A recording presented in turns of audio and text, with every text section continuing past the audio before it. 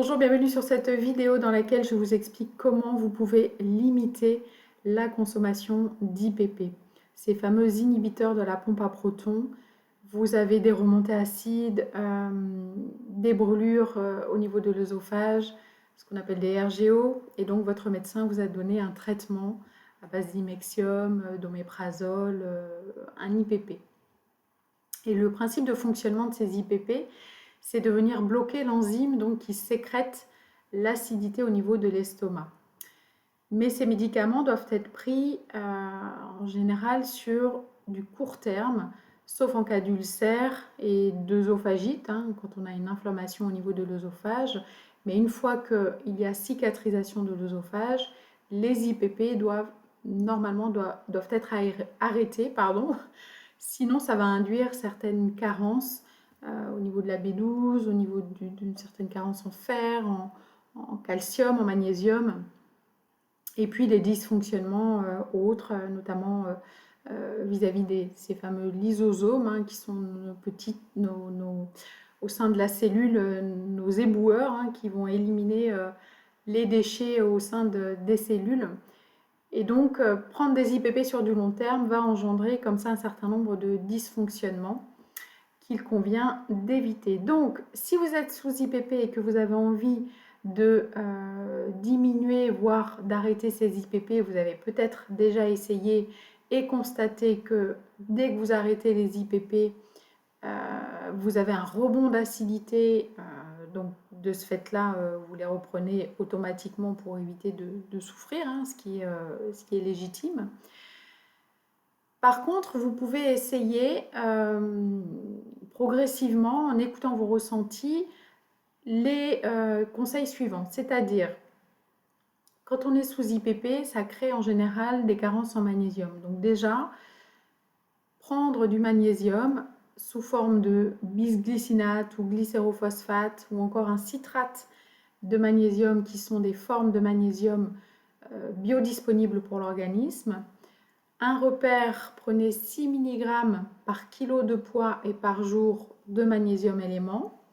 Donc là, si vous faites 60 kg par exemple, eh bien, ça vous fera 360 mg de magnésium élément par jour en 3 prises, auquel vous pouvez rajouter au cours de vos repas du gingembre, 2 gélules par jour au cours des 3 repas, et auquel vous pouvez rajouter les conseils diététiques suivants. Donc, première étape, prendre un petit déjeuner protéiné, gras, surtout pas glucidique. Deuxième étape, donc après le déjeuner constitué de protéines et de légumes, et puis un dîner léger sans protéines animales.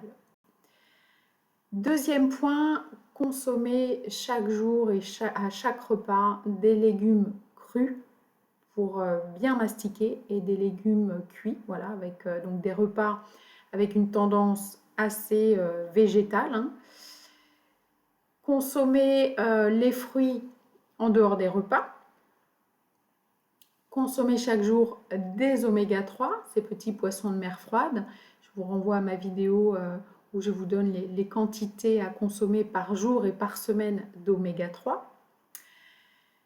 Avoir une bonne hydratation, 1,5 litre à 2 litres par jour est extrêmement important pour bien ensaliver et donc pour bien aider à balayer le reflux. Et lorsqu'on a du reflux, il est important de boire avant les repas, au moins 20 minutes avant les repas. Vous pouvez boire 2 grands verres d'eau avant le repas. Maximum 1 verre d'eau au cours du repas pour faciliter l'activité des enzymes digestives, mais pas plus.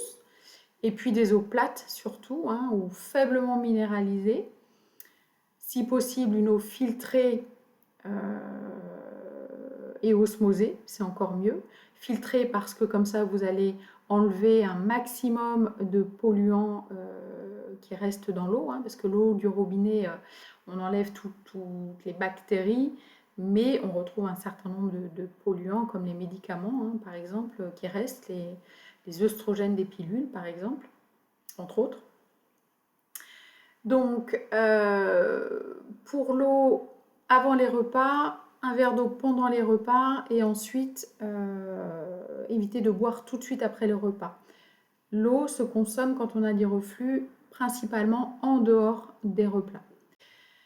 Autre point, mastiquez, réduisez en bouillie vos aliments pour bien ensaliver et pour bien digérer.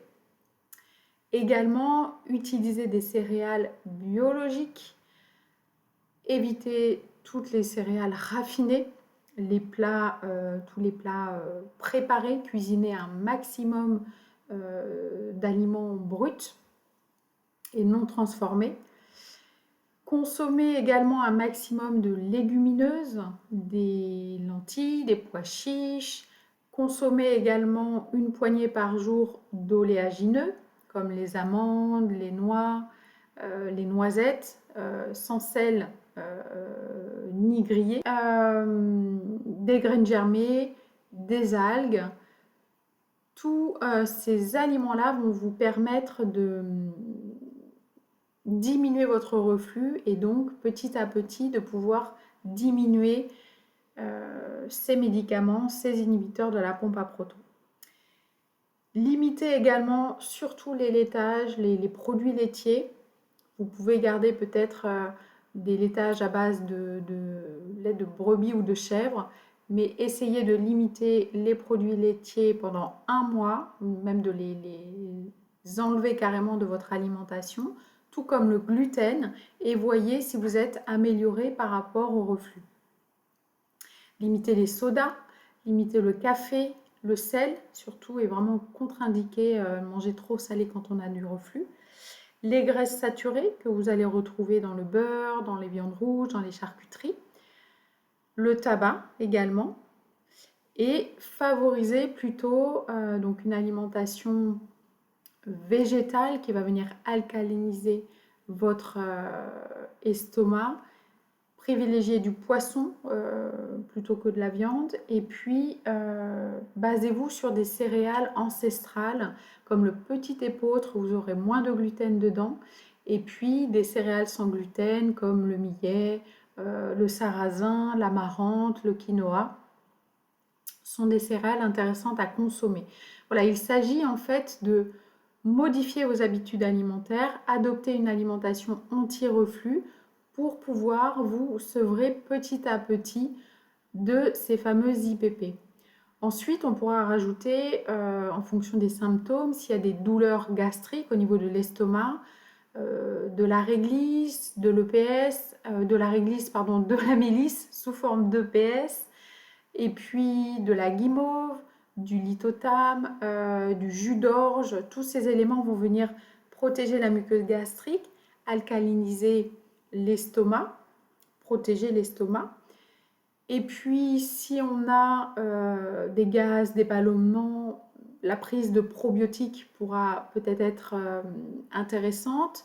Donc, il faut ensuite adapter en fonction des symptômes de chacun et prendre voilà, ce qui nous correspond le mieux pour pouvoir régler cette problématique de reflux, d'acidité, de brûlure, sans passer par ces fameux IPP qui, de manière ponctuelle, soulagent effectivement, mais sur du long terme, ont des conséquences trop délétères pour la santé. Voilà, je vous expliquerai dans une autre vidéo justement les conséquences d'un point de vue physiologique de ces IPP. Je vous dis à très vite pour une prochaine vidéo. Portez-vous bien.